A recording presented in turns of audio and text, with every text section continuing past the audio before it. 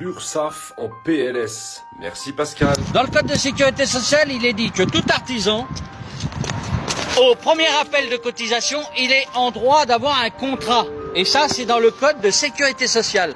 Et que ne veulent pas admettre les organismes de droit privé qui, eux, auraient l'obligation, normalement, par le code de sécurité sociale, de vous délivrer ce contrat à chaque ouverture de votre société.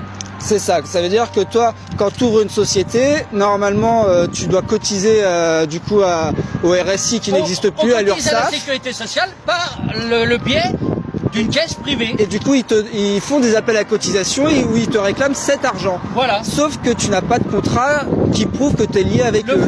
Le fait qu'on n'a pas de contrat qui prouve la légalité de tout le système et le lien entre nos fonds que l'on verse et leur lien avec la sécurité sociale. Que ça arrive à la sécurité sociale.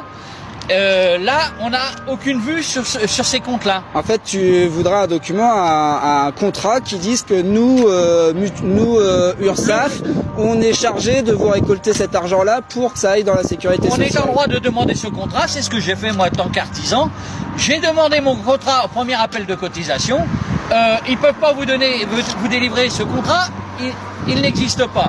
C'est ça. Et du coup, toi après, ça on l'avait expliqué dans les vidéos précédentes. Là, ça permet de remettre dans le contexte. Et après, on avait eu des questions justement des réactions suite à ton intervention. Alors vas-y, explique-nous peut-être comment, si n'importe quel artisan se dit à un moment donné trouve abusé une cotisation ou quoi que ce soit, quelle est la procédure qu'il doit suivre? Alors la procédure, bien sûr, elle est très difficile parce que ça fait 3 ans que j'ai fermé ma société et je suis toujours en procédure à l'encontre de ces organismes. Donc c'est pour ça que je dépose des plaintes contre l'huissier de justice, des plaintes contre les directeurs même des organismes qui vous demandent des cotisations. Comme l'URSSAF. Il faut pas avoir peur. Et je dis même à la rigueur, il faut se lier entre nous pour se retourner plus facilement contre ces caisses. Si on était tous liés, on aurait une force et on pourrait démontrer que tout ce qu'ils font, c'est illégal. Alors le lien, c'est peut-être pas fort. Alors il pourrait y avoir un lien, tous se lier à travers des collectifs ou une association, un truc comme ça. Mais aussi le lien de, si on fait tous la même chose, ça va les interpeller si on fait ça sur toute la France. Comme tu m'expliquais tout à l'heure, des caisses d'URSSAF, il y en a... Il y a 22 caisses d'URSSAF en France. C'est ça, et c'est par région, c'est par territoire sûrement. Oui, par région. D'accord. Mais alors moi, ce qu'ils ont fait, le fait que j'avais déposé plainte contre l'huissier de justice dans le Nord et qui était intégré l'URSSAF dans la plainte, ils étaient bloqués. Qu'est-ce qu'ils ont fait? Ils sont passés par l'URSSAF de Nantes. C'est ça, comme toi, t'avais en portant plainte, tu as bloqué toutes les procédures, ils pouvaient plus rien faire. Alors j'ai bloqué les procédures du Nord, et de ça, ils sont passés par une autre caisse. En se disant, on va quand même lui soutirer, malgré tout, de l'argent, en passant par un intermédiaire, donc l'URSSAF de Nantes. De ça, moi, je me suis déplacé à Nantes. J'ai été au tribunal du commerce et des sociétés à Nantes. Et j'ai été chercher les certificats, comme je fais dans chaque région, par lequel ces organismes ne sont pas déclarés. Alors c'est ça, comment tu fais pour... alors le truc c'est que ils te font une appel à cotisation, toi tu veux pas la payer, tu expliques que tu veux le contrat. Du coup, là à partir de ce moment-là, le directeur d'URSSAF saisit un huissier de justice. Voilà. Et c'est comme ça qu'ils peuvent aller chercher l'argent sur tes comptes personnels. Et c'est ça, cette procédure-là que toi, tu as bloquée. Explique-nous comment tu as fait. Alors pour bloquer cette procédure-là, il faut déjà porter plainte contre l'huissier de justice. Pourquoi? Contre quoi? Contre une action illégale. Un huissier de justice est un officier ministériel. D'accord. Par l'article 40 du Code de procédure pénale, celui-ci a des obligations. Et les obligations, c'est de se renseigner sur la légalité et la légitimité de son mandant.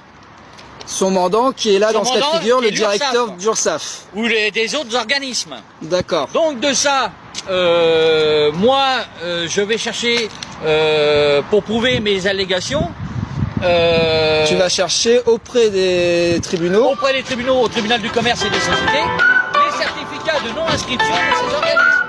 Donc j'ai délivré tous les certificats à mon huissier de justice. Donc, lui, par l'article 40, je l'ai informé, qui dans la loi, je suis en droit de l'informer du fait de sa méconnaissance. C'est ça. Et sa méconnaissance, maintenant, il ne peut plus l'avoir, parce qu'avec tout, actuellement, ça fait 2 plaintes contre lui que j'ai déposées. 2 plaintes. Donc, 2 plaintes qui reviennent dans les mains d'un procureur de la République. Donc, ces 2 plaintes que le procureur de la République a, par lequel une obligation, soit de me condamner par les allégations que je porte à l'encontre de ces gens-là, ou de ces organismes, soit de me condamner, Ouais. voilà, Soit de classer le dossier sans suite. enfin, de faire une enquête aussi. Voilà, donc, 3 possibilités, pardon, là je me suis un petit peu Ouais, perdu. alors la première, c'est soit faire La une première. enquête pour vérifier ce que tu dis, si c'est vrai Mes ou pas. allégations, voilà. Condamner si c'est Me condamner voilà. si des allégations ont été Ou mensongères. condamner l'autre. Voilà. Ou Soit, condamner l'autre partie. soit porter plainte contre toi pour diffamation parce que c'est faux ce que tu Qui dis. rentre dans la 3e position, dans la 2e Voilà. position. Soit classé sans Et suite. soit classé sans suite. Mais classé sans suite, il peut pas le faire tout le temps.